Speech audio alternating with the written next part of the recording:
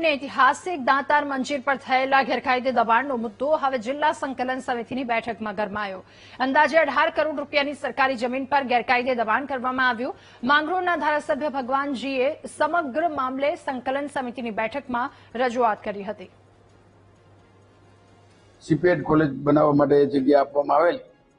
CPEd college વર્ષોથી બંધ છે ને જગ્યા સરકાર હસ્તક લેવાની વાત છે। અત્યારે જગ્યા ઉપર મોટાભાગની 100% જગ્યા ઉપર પેશકદમી થયેલી છે। જે બિલ્ડિંગ હતું એ પાડીને લોકો માલસામાન પણ લઈ ગયા છે અને આજની ફરિયાદ સંકલનમાં એ જગ્યા ખુલ્લી કરવા માટે અને સરકાર હસ્તક લેવા માટેની મેં રજૂઆત કરી છે। અને હાલની તકે જો એ જગ્યા ત્યાં 45 લાખ રૂપિયા એ જગ્યાનો ભાવ છે અને 18 કરોડ રૂપિયાની જગ્યા ઉપર પેશકદમી થયેલ છે અને કલેક્ટરે ખાતરી આપી છે કે આવતી સંકલન પહેલા એ જગ્યા ખુલ્લી કરી દેવામાં આવશે એવી મામલતદારને સૂચના આપવામાં આવી છે।